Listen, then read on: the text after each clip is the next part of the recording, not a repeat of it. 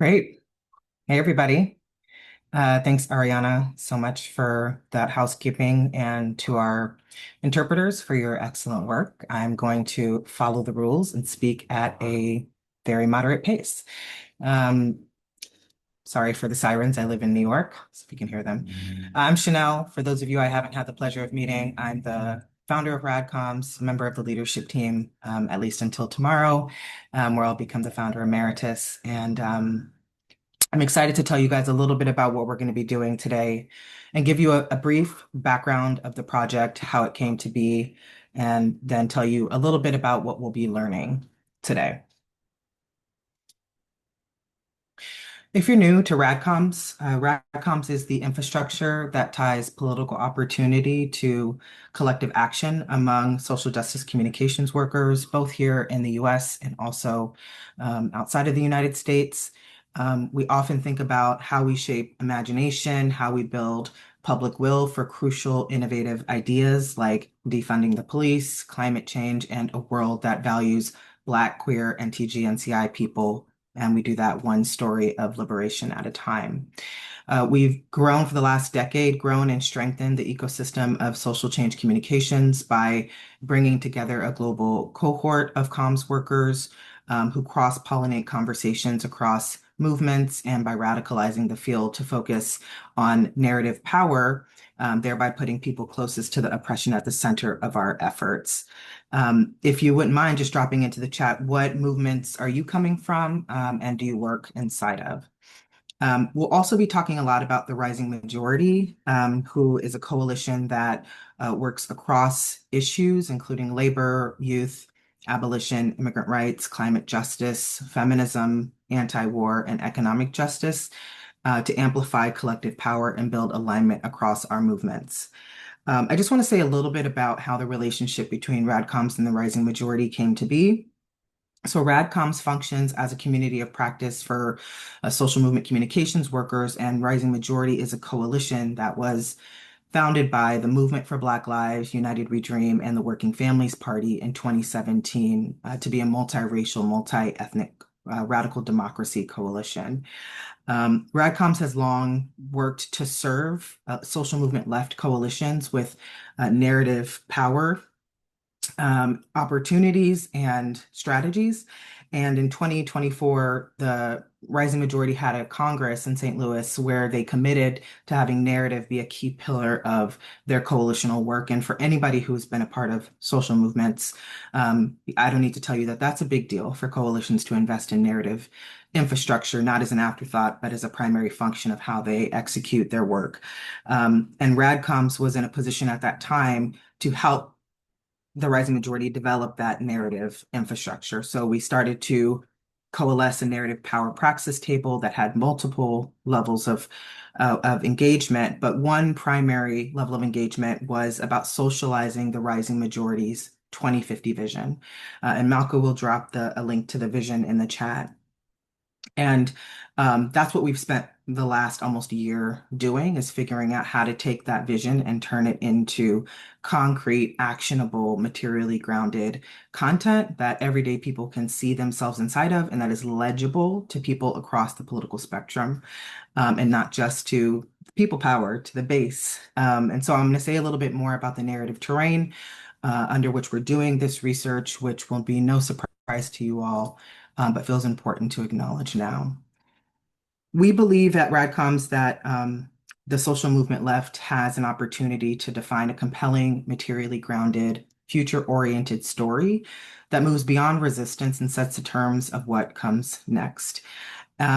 We know we're feeling it right now, all of us, that we've suffered a significant setback as the social movement left, that we've been outmaneuvered and out-resourced and forced into the defensive position. We are existing in a reactionary political era, which typically follows a progressive era. And that means our narrative power building strategies have to match the particular era that we're in. We also know that the rapid advance of all these oppositional forces that we're facing has resulted in political losses and material harm to millions of Americans. For example, the millions of Americans who will lose their health insurance because of the so-called Big Beautiful Bill. We think that we should see this as a narrative opportunity to define this compelling and materially grounded story moving forward. Because if the left truly believes in a multiracial democracy, then we've got to make our vision legible to everyday working class people in America. So this means doing three things: developing culturally relevant and resonant messaging, visuals, and engagement strategies, respecting the diverse worldviews of people by exploring what they care about, where they get their information, how they believe change happens, and what actions they're actually willing to take. And I'll just share with you that people aren't interested in joining organizations at this moment. So we have to reorient how we understand narrative change, not just as people saying, yes, I'm willing to be a part of an organization, which can be a very big lift, but also seeing success as people willing to consider that what they had once thought could potentially no longer be true, that seeding doubt in people's minds and expanding their social, political, and economic imagination is also a win. And then the third thing that we need to do is deploy those messages, those visuals, and that content online, offline, and in third spaces where people are. And since politics flows through culture and vibes matter just as much and sometimes more than ideology, we have to also embed ourselves in those non-political spaces instead of trying to force people to meet us where we are. So, in service of socializing the rising majorities 2050 vision, we created a 2050 narrative lab that to turn that kind of what could be perceived as abstract ideas into materially grounded content across 6 thematic issue areas, including abolition, multiracial democracy, solidarity, climate, regenerative economy, and internationalism. We raised some money. We hired 7 incredibly talented researchers from our movements.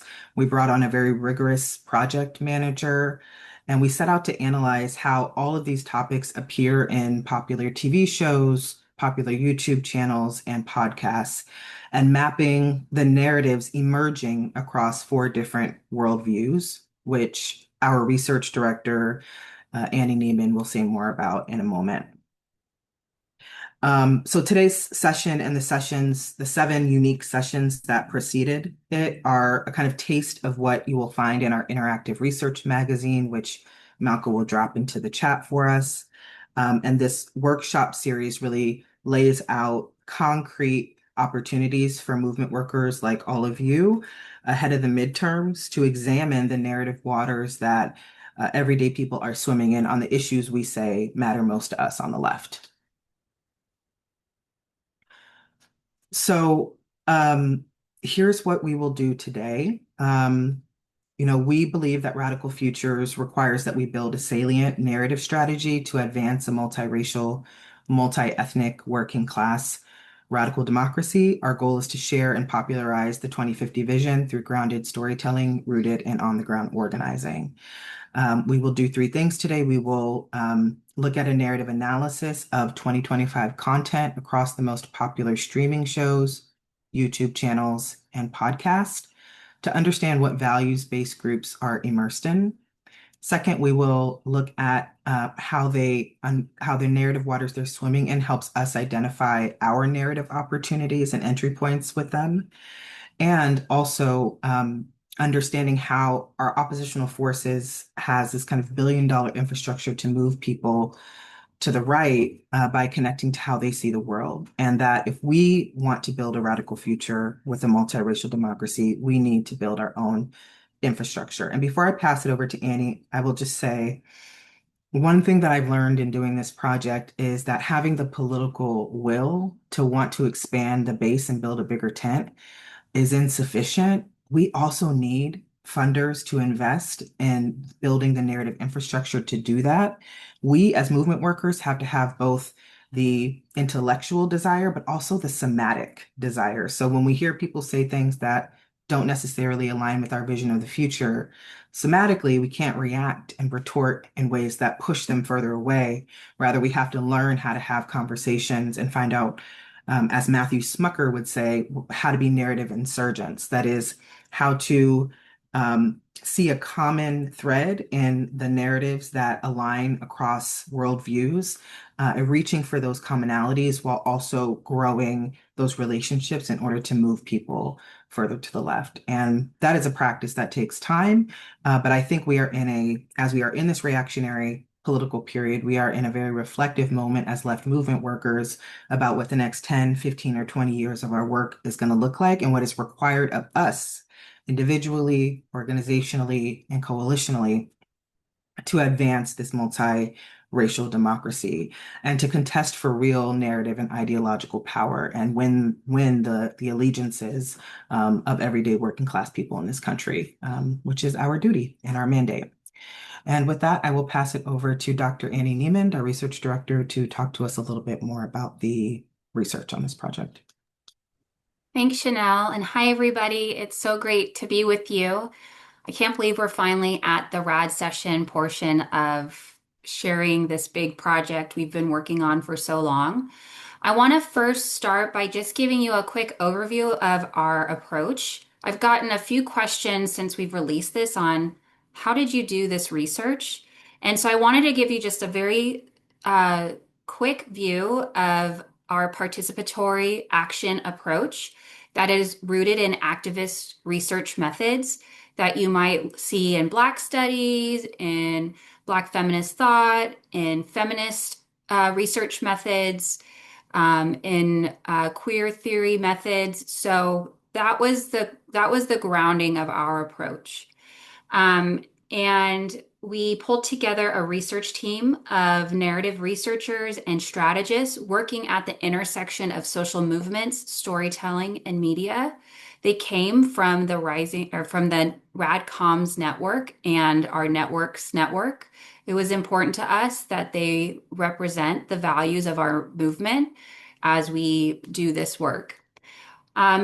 We aren't doing this work for the sake of doing this work. We are doing this in service of building a bigger left so we can have a radically different future. And so we are partnered with the Rising Majority and had representatives from the Rising Majority advise us on research design and provide feedback throughout the course of the project to ensure that the project was actually actionable for Rising Majority members. We were obsessed with making sure that this isn't just a PDF that our funders paid for, but this was actually something that's going to change the game and be helpful for our movements. We were funded by Robert Wood Johnson Foundation. Thank you so much. And they also funded several other organizations as part of this one grant. And we also look to them as advisors for this project.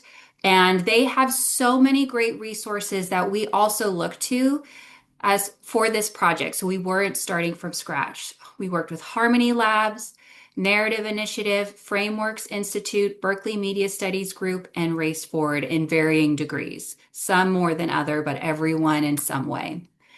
And we had a set of principles that we established at the very beginning of this project that you can read about in the magazine. It's at the end. But I just wanted to highlight a couple here that are critical to a participatory action approach that is aligned with movement or activist type research. And that is that we engaged in shared power. Decision-making was distributed, and we moved away from top-down academic models. So yes, I sort of oversaw the research, but I didn't make decisions alone. In fact, I only made decisions with everybody's input in it. Decision making was decentralized and it was amongst all of us. We ensured that we had diverse knowledge to shape what we created. We gave equal weight to different types of expertise. And we really focused on capacity building for the left. This project has an unrelenting North Star on movement application and use for liberation and justice.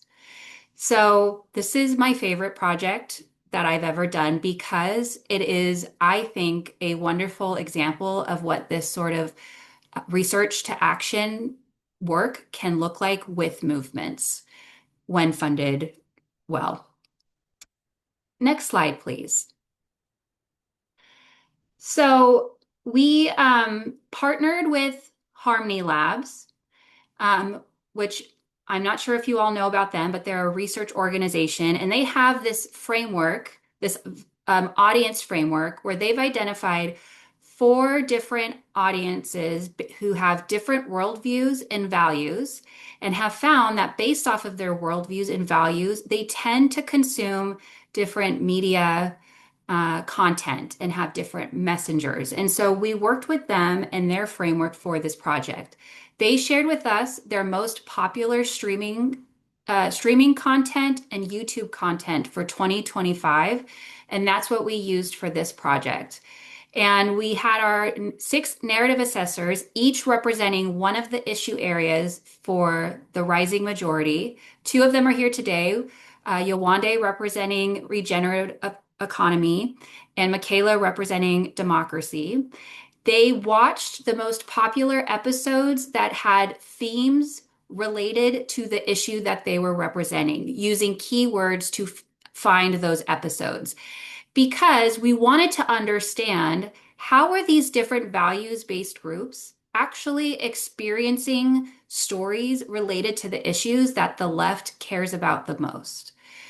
We on the left hear stories about abolition, about climate, about the economy in a very particular way that resonates with us.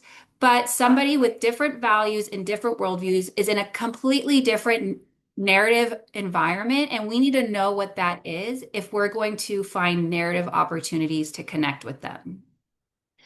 And we found really interesting themes all in the magazine, but I wanted to share a couple of them with you here today and give you a broad overview of these different groups. And this is, categories. These are boxes. In reality, there are connections between these people, and not everything is so black and white. So that we all need to acknowledge that as well. So people power, we see this group as our base. They consume stories where the underlying values are community and creativity, and the underlying worldview is collectivism. What's good for everyone else is good for me, the common good. And in their stories, change happens through collective action against elites. And in this really great report from Democracy 2076, who also partnered with Harmony Labs, they found that this group really likes stories of insiders transforming systems. Second, we see the if you say so's as a movable group. This group consumes stories with underlying values of autonomy and authenticity, underlying worldviews of individualism. What's good for me is good for everyone else, sort of like the pull yourself up by your bootstraps solutioning. And in their stories, trying to create change is seen as naive and a waste of time. And in their stories, you game the system for yourself and your close ones if you want something different. And they like stories of outsiders transforming systems. Tough Cookies is our other movable group, who is very different than If You Say So. So this is exciting because we have 2 movable groups, but we need different strategies for both of them because they have different narrative environments and worldviews and values. Tough Cookies consume stories with underlying values of order and tradition, with underlying worldview of collectivism. And in their stories, change happens by restoring our systems through law and order, and by good guys taking out bad guys and putting a good guy into leadership. And they like stories of insiders restoring systems back to their original intent. And lastly, Don't Tread on Me. This is who we might think of as our opposition, although there are always opportunities to find some connection. In their stories, the underlying values are authority and self-reliance. The worldview is individualism. And in their stories, change happens by taking matters into your own hands to defend what's yours. And they like stories of outside restorers. What was really interesting is that across all 4 of these groups, they all consumed stories that showed that systems are rigged by powerful elites that are harming everyday people. That is something we all agree on. And so, and the left is really good at telling stories about that. But what's exciting is we don't have to do so much storytelling about that anymore. That is our narrative opportunity. That is our opening. That is where we can start. Instead, we need to start focusing on the vision that we give people instead. Because what we also saw across these four groups was that no one is offering an alternative vision to these rigged systems. So with that, I'm going to hand it over to Yewande and Michaela, who are going to give you some examples of what this looked like in democracy and economy, and some examples and all of that. So take it away. Great. Thank you so much, Annie. Can I get the next slide, please? Great. So I'm going to get us started by talking a bit about the types of content that were popular amongst people power that Yewande and I consumed for this research project. We saw that on streaming services, people power watched a lot of content that provided some social commentary packaged in the form of satire, sci-fi, or sketch comedy. On YouTube, we saw that they're watching the news, watching CNN, as well as some gaming channels. And then they also listen to narrative educational podcasts like This American Life and We Can Do Hard Things. Next slide, please. So what narratives were present in this content? In the content that I watched that had storylines with themes related to multiracial democracy, I found that there was a really pervasive sense of betrayal, distrust, isolation, hopelessness, and ultimately burnout. As system insiders, people power have a sense of responsibility for our system, for improving it, but also for how bad it is. So I saw characters doing things like voting, but with an awareness that individual actions like that have very little power and that it would be better to try to make change through collective action. At the same time, though, the characters felt like they couldn't trust other people, so it was nearly impossible to take action together. And that's because this audience believes that powerful people are manipulating individuals to go against the interests of the larger group that they are a part of, by offering shortcuts to try and meet individual needs. Whether that's politicians making appeals to white supremacy over class solidarity, or husbands manipulating their wives into voting for Trump. So there's a really strong sense of distrust between people, but also that extends to a distrust of even oneself and one's own ulterior motives. Something that was really exemplified in Severance. So as you can see in this screenshot, there's this conversation between the main characters, Innie and Addie, where the two parts of himself are trying to coordinate taking action against the corporation that they work for, but they are coming up against their conflicting interests. And the Addie says, "What do you want from me? We're in this together. Can't you just trust me?" And his Innie says, "No." So as a result, this audience feels isolated, unable to take action together, and hopeless to change the system. Next slide, please. So what to do within this pretty demoralizing context? A couple of quick do's and don'ts. First, I really would recommend focusing on solutions and not just problems. This audience is very aware that the world is on fire and they are already burnt out. Instead, show depictions of community, of joy, and of movement wins. I think especially if you can share stories where individuals move from isolation and hopelessness towards collective action and are able to successfully meet their needs through collective action are very important. And throughout, really emphasizing building relationships and trust, especially across difference. A couple of don'ts. Don't assume that the base is ready to take action. They're not. And don't frame multiracial solidarity as a kind of easy, quick fix solution. This audience knows that that is not true. So you need to show them struggling, but ultimately succeeding in building across difference. And with that, I will hand it over to Yewande. Next slide. Okay, so in the economic sense, people power audiences are probably the most prepared of all four segments to really engage with regenerative economy ideas, even if they don't use those terms.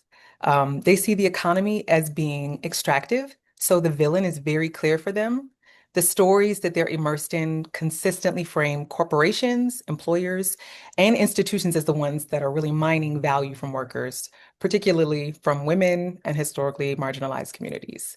However, when it comes to how you message this group, they are caught in between critique and what to do next. So, what's missing for them is a credible path towards something better. The solutions that showed up in their particular content were mostly informal. So, demonstrations of community care, personal truth telling, protecting each other, more formal economic alternatives like worker ownership, co-ops, collective bargaining, they were largely absent from the stories that they're consuming. So that's definitely a narrative gap and an opportunity. I'd like to quickly play the video on this slide.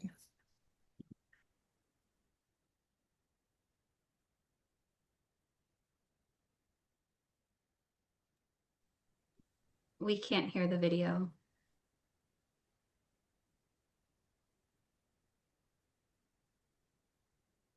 Can you hear it? It's not playing yet.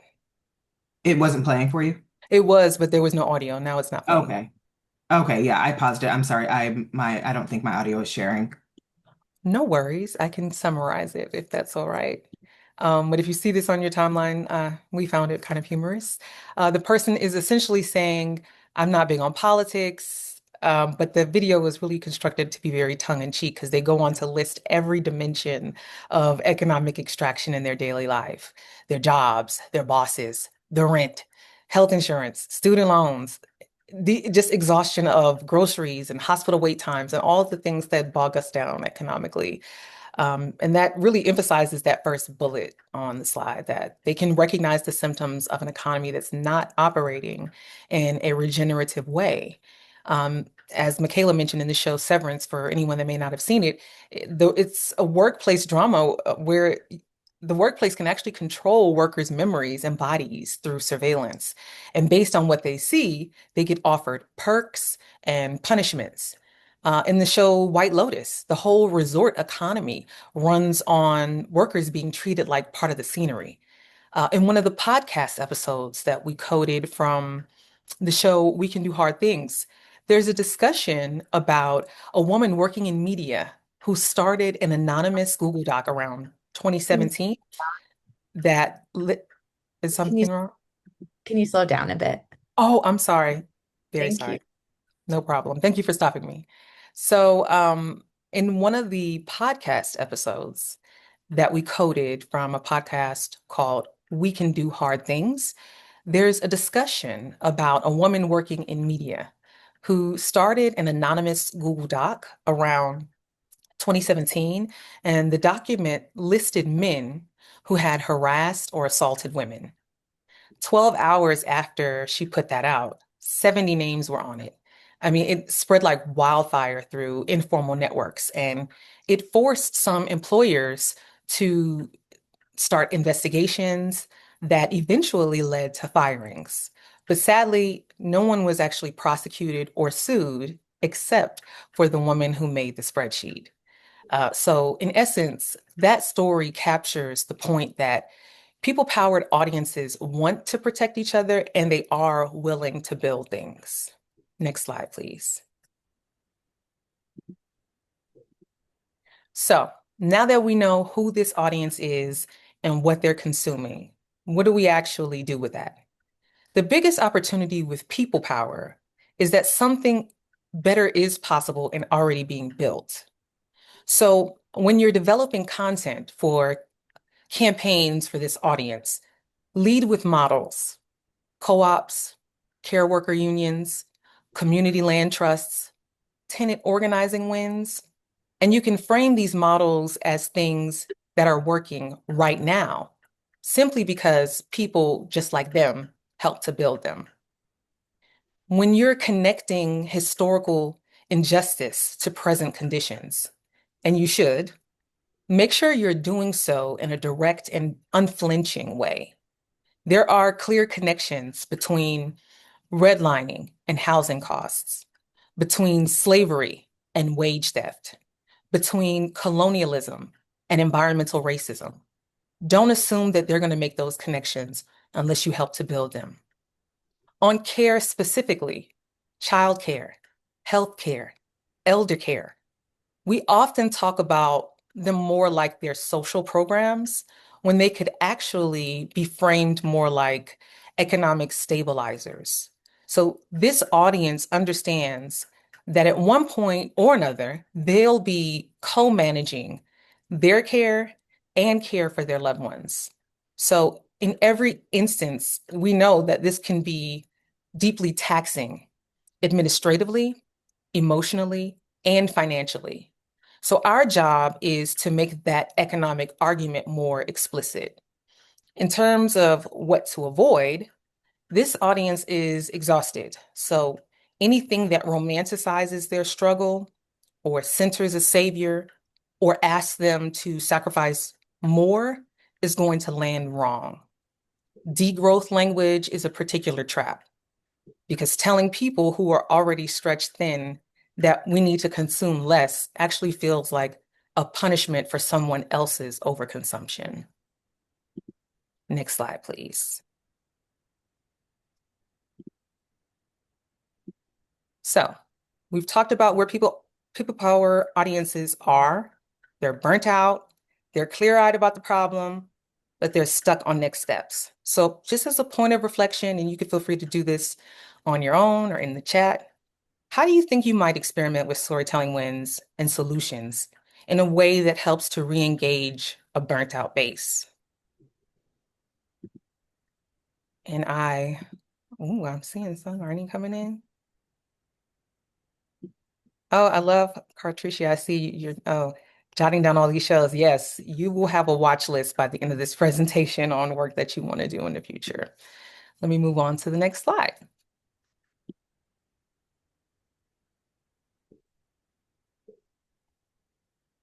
So, people power audiences see the economy as it is, and they want to rebuild it.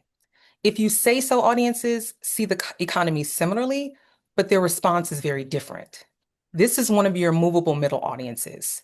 They tend to be more individualistic. They have a really clear-eyed read on the fact that the system is rigged.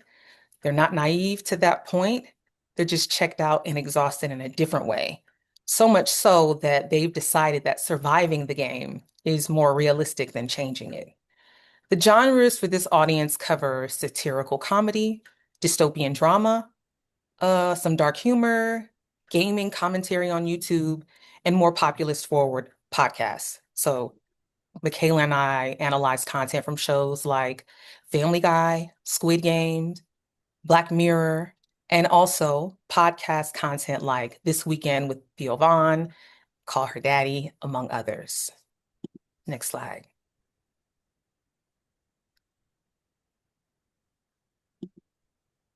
And what connects most of this content is that economic lessons are learned through punishment.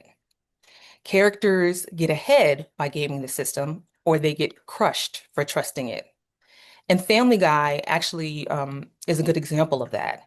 There's an episode where Peter tries to cheat death by writing that he's dead on an insurance form to avoid a hospital bill.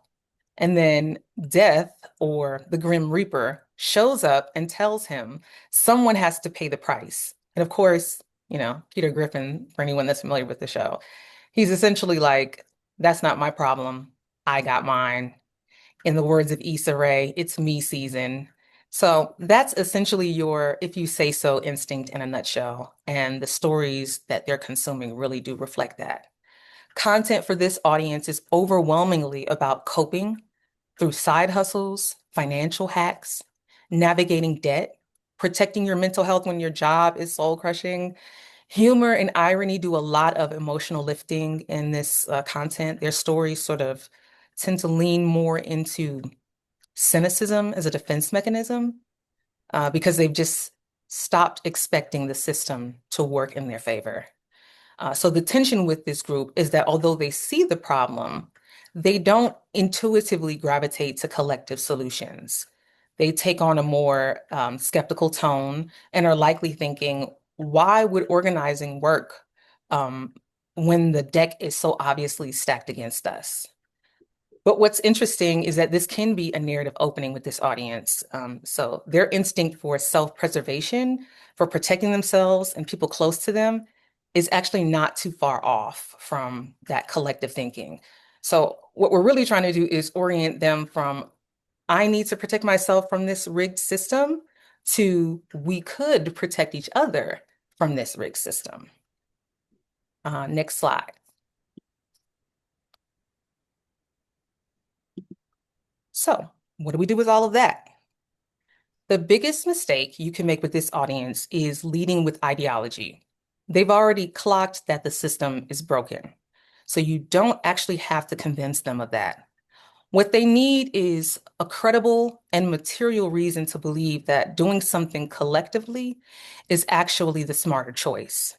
So when you're developing content for a regenerative economy or economy campaign for if you say so audiences, lead with outcomes. What do they personally gain? How does this reduce their individual risk?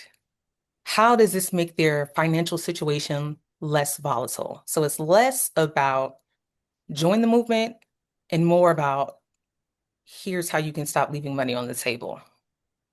So collective bargaining, co-ops, mutual aids, for this audience, it's all about framing it as the way to defend yourself economically. Universal healthcare and childcare can also land really well when you're talking about this in the context of getting rid of their financial anxieties and giving them some breathing room. In terms of what to avoid, anything that sounds like a lecture, anything that's deeply rooted in economic language, it's going to land too jargony for them. And no solutions that bring up money they don't have. Handing it over to Michaela. Awesome. Thank you so much, Yewande. Can I get the next slide, please? Oh, there we go. Yeah, so when it comes to democracy, if you say so was consuming stories that depicted broken systems where government and those in power are either entirely absent or faceless, as with the masked characters in Squid Games. With government absent from people's lives, characters were left to compete against one another. Within this context, cooperation is framed as weak, and the heroes try to outsmart each other to gain the system for themselves. Because of this, If You Say So believes that government should stay out of individuals' ways and not restrict their ability to express themselves or self-optimize through things like censorship or taxes. In other contexts where there were depictions of government, actors, these actors were depicted as really boring, overly rule following, and just sort of arbitrary in how they acted. So there was this sense that it's all pointless. If you're going to engage in the political process at all, you should do so in a way that is absurdist and fun and original. And I think this screenshot from Penguin Zero really hits on that. So in that, you can see that there's this streamer in the corner who is watching a video of a man protesting higher taxes by breakdancing at his town council. And at the end of the breakdance, the counselors just say something like, "Oh, thank you for your comment." And the streamer is like, "Boo, come on, you're not going to say something else? Like, that was so awesome." So this really sort of typifies, I would say, the "if you say so" approach to democracy and civic participation. Make it fun, stop being boring for no reason. And I will say there was some other content, especially that kind of bridge towards people power, where If You Say So, we're watching stories where system outsiders came together with their family members and community members to take on these kind of arbitrary government actors in ways that, are somewhat chaotic and definitely untraditional, but they're sort of viewed as fun and worthy of celebration. Next slide, please. So a couple of, sorry, I just have one little thing here going on. Okay, sorry. A couple of do's and don'ts when talking about democracy within this audience. Do show the actors who make our government function or not. Don't let them be sort of masked. One great way to do this is to depict outsiders figuring out how our system is being rigged.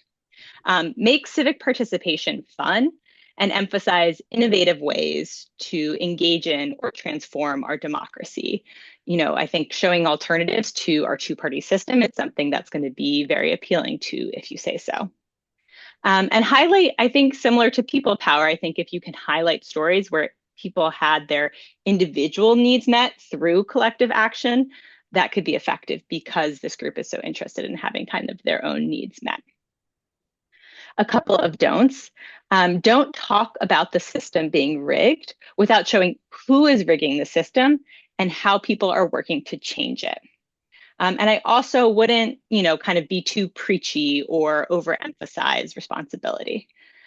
So if we can have the sound lined up now, I'd love if we can play this video that Zohra Mamdani put out a couple months ago that I think really would be very effective with this audience segment. Let me know if you can hear the sound. Okay.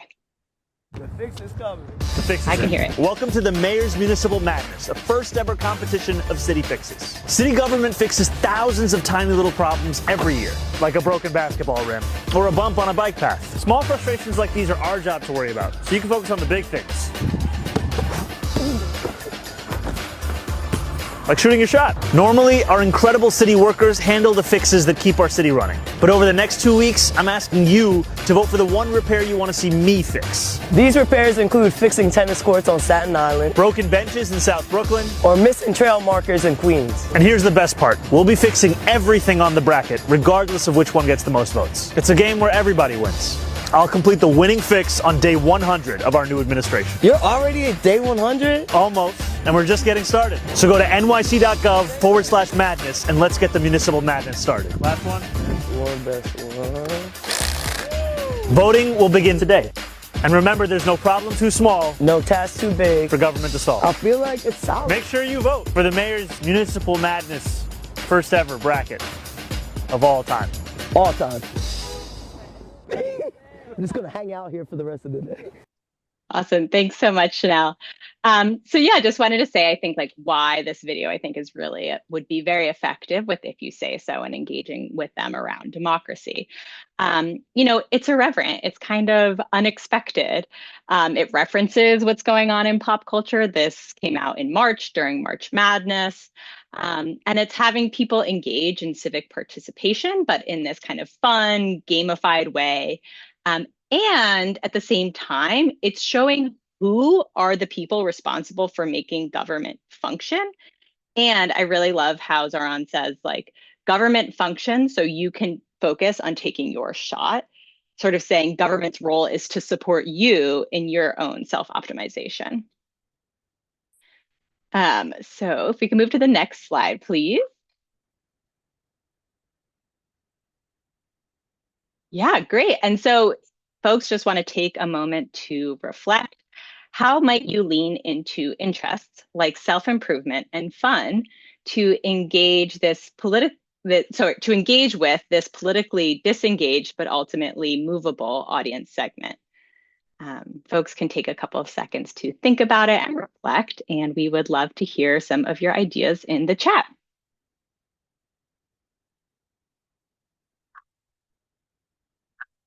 And I guess we can move on to the next slide, please.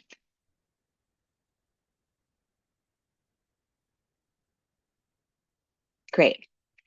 Now, so for our other movable audience segment, we have tough cookies. As a reminder, tough cookies are similar to people power in that they have a collectivist worldview and believe in changing the system from within the inside.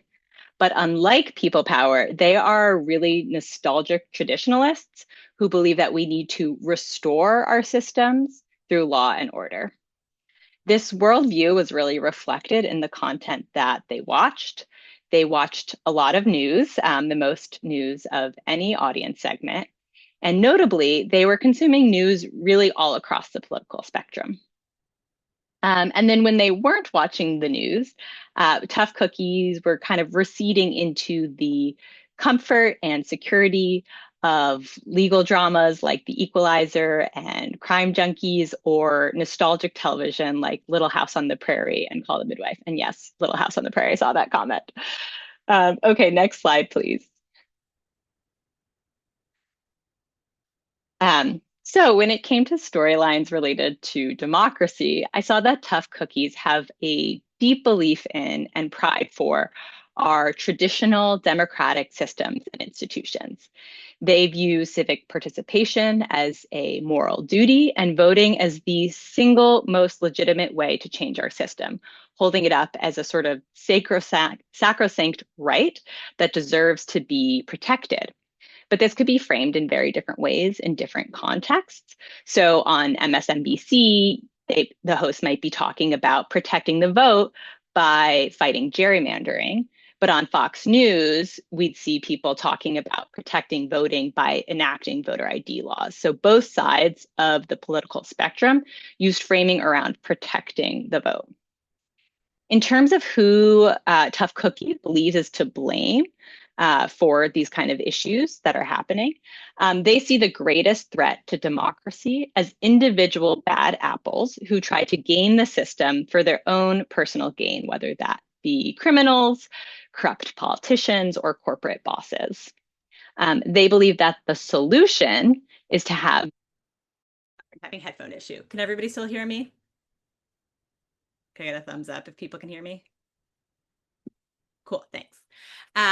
They believe that the solution is to have calm, experienced, and at times strong man leaders who can restore the system to its original order through the law. This was often contrasted with sort of like immature or inexperienced individuals who were causing chaos by not doing things the traditional way. So they viewed somebody like Zoran Mamdani, this young socialist, with a lot of skepticism. But throughout, there was really this strong emphasis on maturity, with the opposition, whoever they were, being framed as behaving like toddlers and having a meltdown or throwing a tantrum. And all of the news content really depicted the political debates that were taking place as an us versus them. And they all framed the other side as the side that was a threat to democracy. Next slide, please. So, what are some messaging do's and don'ts for Tough Cookies? I would say take advantage of their pride in the tradition of American democracy. Emphasize the need to restore our democratic institutions and protect the hard-fought wins of the civil rights movement. Show, rather than tell, how democracy is under attack. This audience segment, again, is watching news from all across the political spectrum, and everybody is saying that democracy is under attack. So you need to show this audience what you mean by that and why that's a problem. And I think one way to do that is to frame billionaires and corrupt politicians as the bad apples who are trying to game the system. Some don'ts. Do not treat civic participation frivolously. I know that that's something that can work well with If You Say So, but it's important to remember that Tough Cookies really sit on kind of the opposite side of this schema from If You Say So. So a message that works well with one might really backfire with the other. Similarly, don't frame our democracy as fundamentally corrupt and in need of a radical overhaul. They believe in it. And because Tough Cookies are watching so much news on either side of the political spectrum, don't talk in terms of Democrats and Republicans unless it's to distinguish yourself from the two-party system. I think that this audience already really identifies with one party or another. And when we make the fight about Democrats versus Republicans, we're really playing into the hands of the opposition, especially when it comes to more recent redistricting fights. I've heard Republicans go on air and say things like, this isn't an issue of Black versus white. This is an issue of red versus blue. And that kind of legitimizes these power struggles in a way that we want to delegitimize them. So to share an example of just kind of generally what would be some potential good messaging with tough cookies. I know I mentioned that for the most part, they were pretty skeptical of Mamdani's campaign, but I think that this video that his team put together for his inauguration is one that would speak to them, and it's kind of interesting to see how the same person can be trying to put out messaging that appeals to different audience segments. So if we can play that, that would be great. New York City, it is the leading city in the entire world, not in the height of its building, but in the services to its people. It is a privilege to serve as the chief magistrate of a community of 8 million people. It was the spirit of Theodore Roosevelt and Franklin Roosevelt, and they dared to believe that public interest must prevail over special interest. I do not exaggerate when I say that New York is unique in the history of humankind.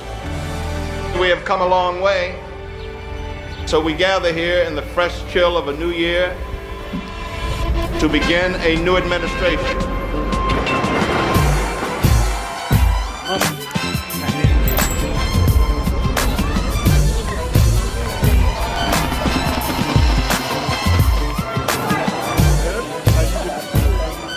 Dreaming demands hope. Dreaming demands solidarity. Dreaming demands work. If this campaign has demonstrated anything, it is that our dreams can become reality. This is not my victory. This is ours.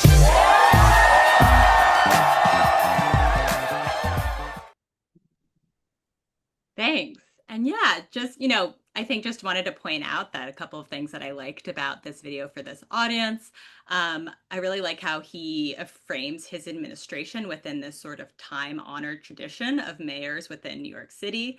And I also really like how he talked about this being our victory and how dreaming takes hard work. I think all of those things would really appeal to tough cookies. And with that, I will pass it back over to Yewande.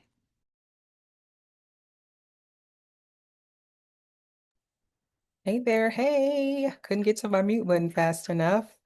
So we're doing some cumulative knowledge building here. People power, they want to rebuild the economy together. If you say so, they're trying to survive the economy. Tough cookies, they want someone that's competent enough to step in and fix it. This is your other movable audience, in addition to if you say so. As Annie mentioned, these are people who want to change the system from the inside. As emphasized by Michaela's remarks, they believe in institutions, but they've watched them be co-opted and mismanaged or weakened by the wrong people. So their immediate response isn't to tear the system down, it's to find the right tough cookie, as you will, to step in and to restore order. When it comes to the economy, we found that this audience processes economic stability almost like a test of will. So if things are hard, you just work harder. You sacrifice. You show up for your community. The idea that the system itself needs to be restructured, that's where you lose them. Not because they don't see problems, but because collective action and redistribution don't map onto how they understand change happening.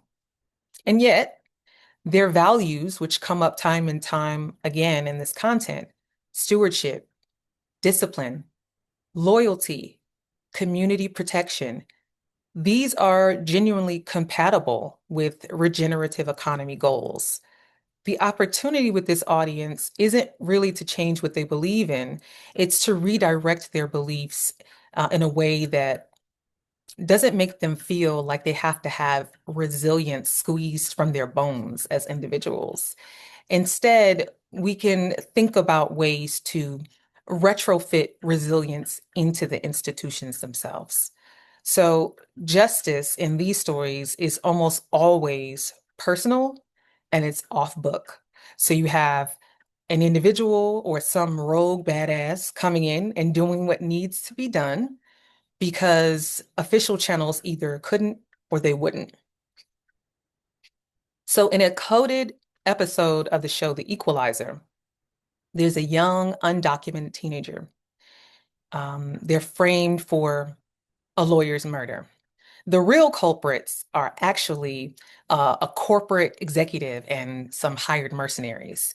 And these people, they actually doctored surveillance footage, they ambushed witnesses, and they used their access to law firms and police channels to essentially cover their tracks. And because of her immigration status, she can't go to the state for help. So Queen Latifah's character, Robin McCall, she builds a network of off-book people to come together to help to expose the truth. So in that instance, justice is served, but only because one exceptionally capable person stepped in to help make it so.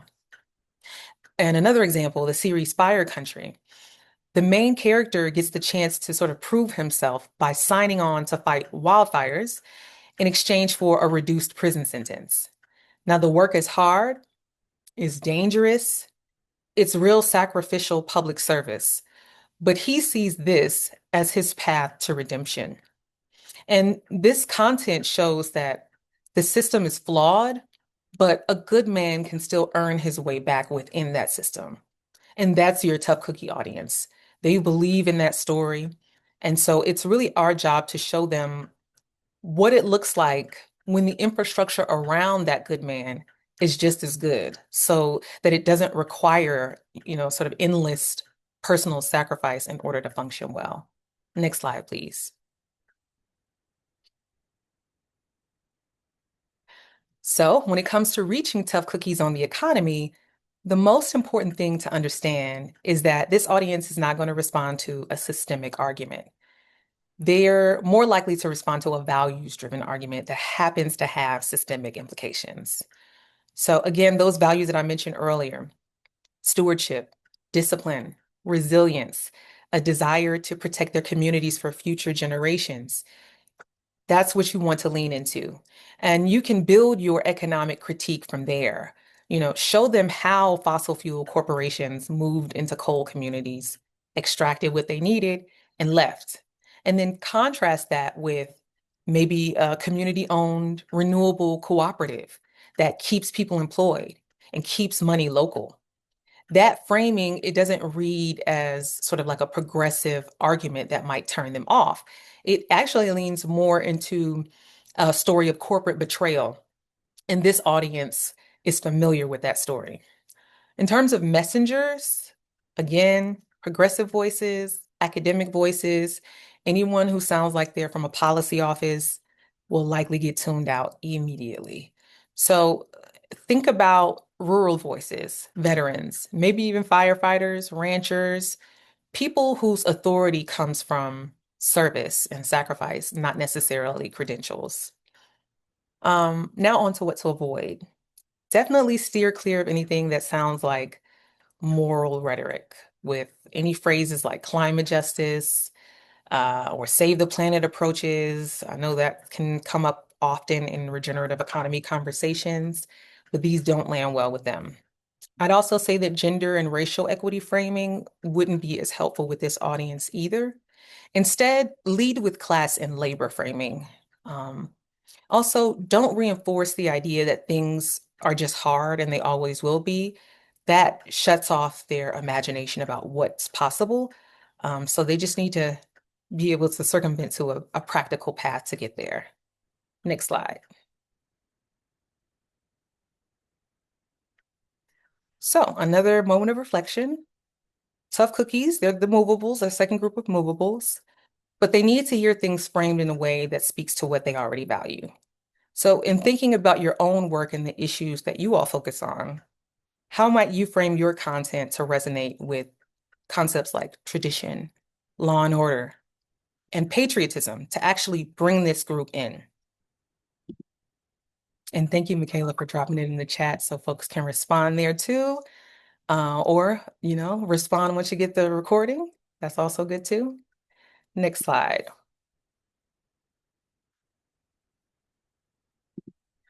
Okay, so we've covered 3 segments that all have some openness to collective economic thinking, even if they come at it differently. Don't Tread on Me is going to be your harder audience because it's our opposition segment. Individualistic and authority-driven. They see the system as rigged, but their solution isn't to rebuild it collectively. Instead, they want to withdraw from it. And the content genres for this audience included a lot of neo-Westerns, historical dramas, crime action thrillers, some conservative political commentary, and of course, manosphere discourse.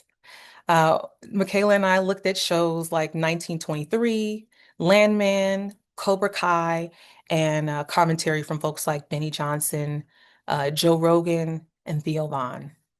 Next slide.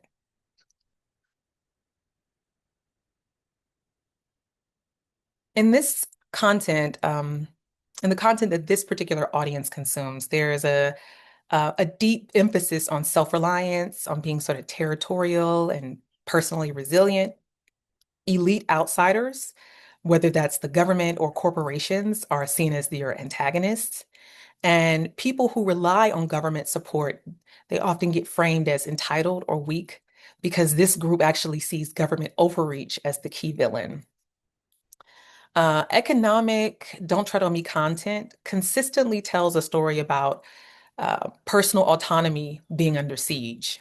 So in 1923 in Landman, land and resource rights are tied directly to freedom and identity. White male protagonists defend their territory with brute force against outsiders that are trying to modernize or regulate what they see as theirs. And so thematically, when you think of them, you can also sort of think about frontier justice. On the commentary side, figures like Ben Shapiro, Benny Johnson, they frame individual responsibility and market-based solutions as really the only legitimate response to economic problems. I don't want to take too much more time. I do want to play this short clip though. I don't know if there's the sound. Will it be with me today? If it's my way, I'll stay and hold and feed a nation. 26 million doesn't mean anything. Some people might find it hard to understand how Delcia Bear can turn away a $26 million offer to buy some of her land until you spend a little time with her walking the dirt road she grew up on and in the house her daddy built. My grandfather and great-grandfather and a whole bunch of family has all lived here for years, paid taxes on it, fed a nation off of it, even raised wheat through the Depression and kept bread lines up in the United States of America when people didn't have anything else. Delcia is one of dozens of landowners approached by an anonymous buyer, one of the major players in artificial intelligence, likely Google or Meta or Amazon, to purchase their land. The market value for land in Mason County is about $6,000 an acre. The realtor that came to her door last April offered her and her mother about 10 times that. They call us old stupid farmers, but we're not. We know whenever our food is disappearing, our lands are disappearing, and we don't have any water and poison, we know we've had it. Delcia's mom, Ida Huddleston, is now 82 years old. She says she does not need the money or the hassle. She was born on this land and she plans to die here, and she certainly does not trust the promises made by the AI companies or the people who want them to build here. So what do you say to the people who are in town that say, hey, this is going to bring jobs, this is going to bring economic prosperity? I say they're a liar and the truth ain't in them, is what I say. It's a scam. As long as I'm on this land, as long as it's feeding me, as long as it's taking care of me, there's nothing that can destroy me if I've got this land. Very powerful clip. And there we have it. Northern Kentucky family turning down $26 million. That could be a lot of koyoyoing for a lot of other people, but they are principled and they said no to that Fortune 100 company that wanted to buy their cattle farm.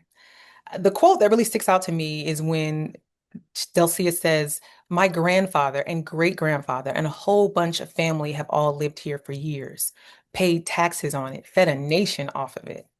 That's your Don't Tread on Me audience. Land is equivalent to pride and identity, and there's no amount of money that can change that. And what's interesting is that the villain in this story isn't the government, it's a nameless, faceless corporation trying to turn fertile farmland into a data center. Next slide.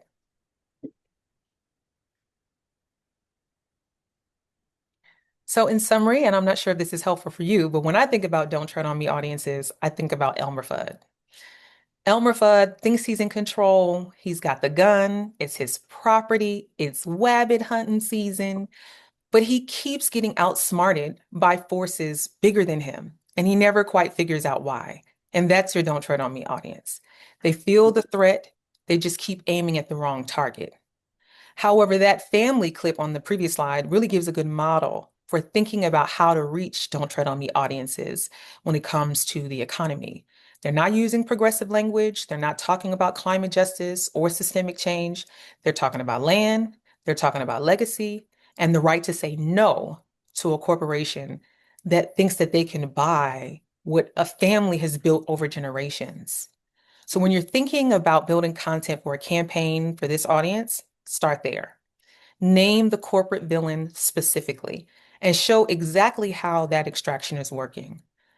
This audience already suspects that the system is rigged. So showing them in the same way that Michaela mentioned with the tough cookies, showing them who's actually doing the rigging is going to be key. The stories that land for this audience tend to be rural, community-led, maybe workers in industries that are organizing for safety or for fair wages, farmers that are protecting their land from corporate agriculture. You can frame all of this as local control and community self-determination. In terms of what to avoid, definitely anything that sounds like a call for collective action in the traditional sense or that centers government as the solution. This audience has very strong anti-government sentiment, and you won't be able to remove that in a single campaign.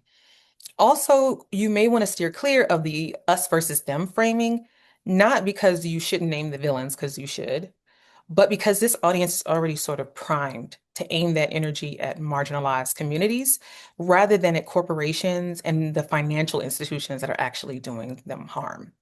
So the more specific you are about the corporate actor and exactly what they did, the less there's room for any sort of misdirection. And so I will hand things back over to Michaela. Thanks, Yewande. So now, what does Elmer Fudd think about democracy? So many of the stories that I consumed within the Don't Tread on Me audience that featured storylines having to do with democracy, they featured rugged, very capable, hyper-masculine, blue-collar outsiders who are often overlooked, but who are really the ones responsible for doing the real work of making our country run.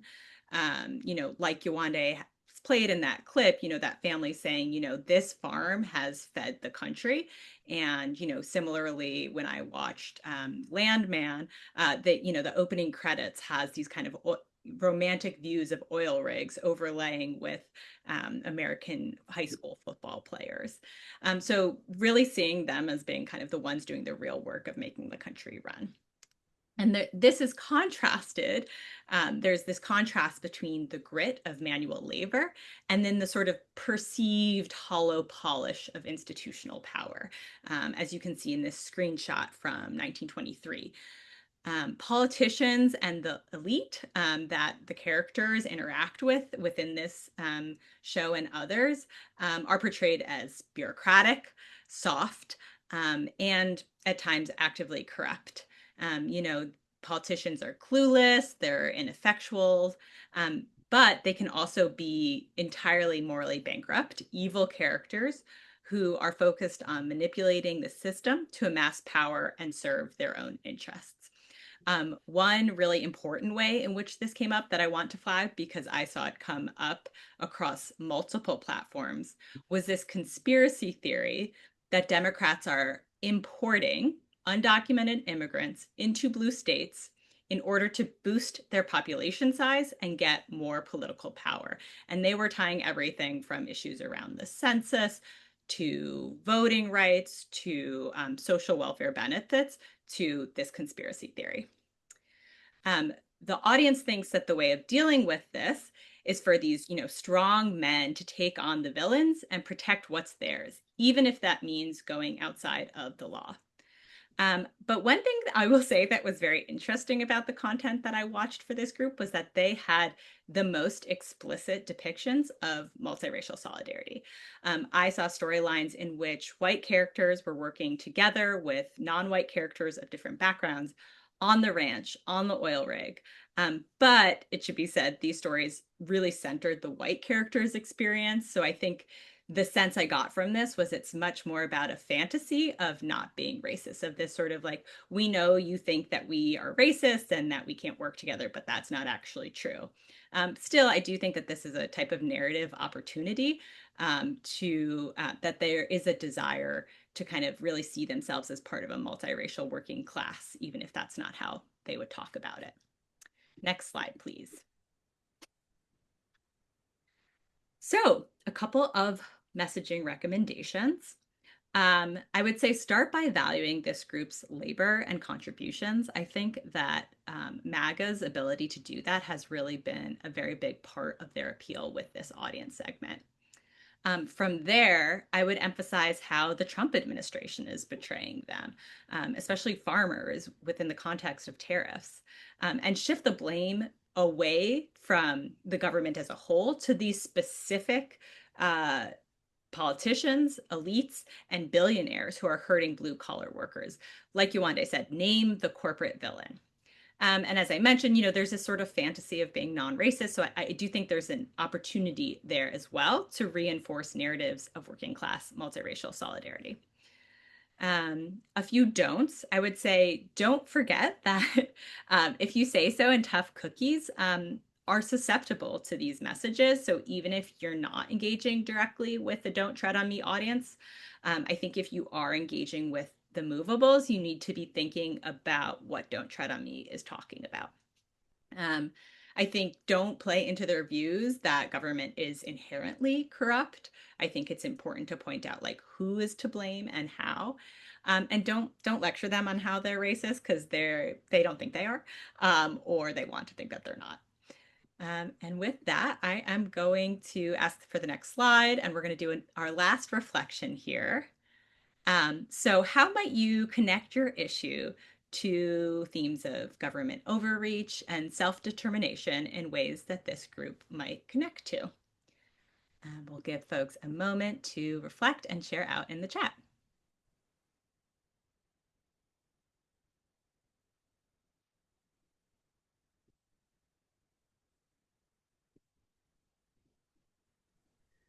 Thank you so much, Michaela and Yewande. Can we get some love and appreciation for them? That was incredible. My name is Malka. I'm the project manager for Vision 2050 Narratives Lab. Thank you all so much for being here with us today. This has been a huge project, and we are so excited at the response already. If you can, we're going to move into just a very brief Q&A, but if you can, please take our survey. It's 5 questions. We'll take just a few minutes, but it really helps us organize how we offer these workshops, what you all need after these workshops, what sort of resources and supports you need to put this research into action. Please share our magazine. I will post the link one more time, but it's at risingnarratives.com, and follow us on the Radical Communicators Network Instagram to get all of our socials updates. And I'm going to pass it to Shanelle for the Q&A. All right. We have just a few minutes, but we wanted to make sure that we at least got 1 or 2 questions in. I'm just going to stop sharing so that everybody can see everybody. So I see 1 question in the Q&A, and please feel free to drop others. I think we might be able to get 1 more in. Emily says, curious how we can navigate putting out content for each of these audiences without the tough cookies content alienating the if you say so folks, for example. I'll just start by naming something that I put into the chat, which I think this is an infrastructure question. To me, the question is, how can we organize funders into understanding and investing in narrative infrastructure so that organizations have more than one communications staff person whose job it is to do everything communications related, internal and external, but to have a person who is dedicated to campaigns for specific audiences and to building channels for the organization that reflect those audiences. This is not a one-person job, and we have to treat it as such. So I would love to hear from other folks, any of our assessors or others who might have an idea about, how we might do this. And then if there are any other questions, feel free to drop them. Yeah, I was just thinking that these different groups are not hanging out in the same spaces. And so where you would be sharing these messages and stories would not necessarily be in the same places. Like we're seeing that if you say so, they're hanging out on Twitch, Discord, they're into sports and finance stuff. Like, so whatever you're gonna say there, I don't know if Tough Cookies will see it. But if you're doing like an op-ed and it's gonna reach a wide range of people, then I would say like, what are your values? What are you asking people to do? And where is like if you were putting all the circles together, what is the one shared thing? And one of the things that we saw was everyone thinks the system is rigged. Everybody is struggling in this economy, and we all want a better life. And so I think there's an opportunity there to do some messaging that could work across all groups. Thanks, Annie. I'm going to ask this question Tanya asked, which is related. How do you go about choosing which audiences, or do you consider them all?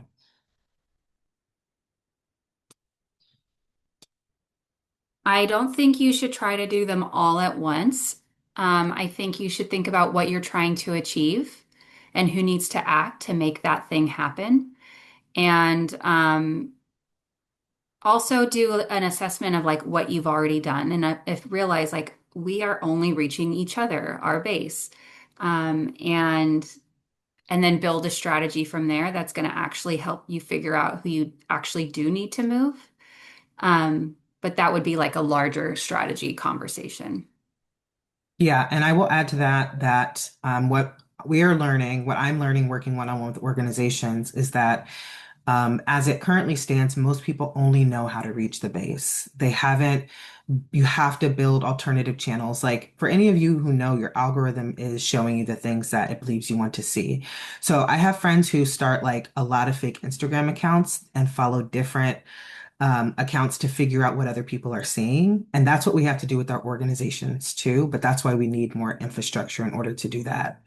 And the other thing is somebody asked what kind of testing the project is doing. I'll just answer that briefly. We wanted to know if what we learned was effective. And so we're doing targeted testing with men of color 18 to 35. We're working with 4 organizations.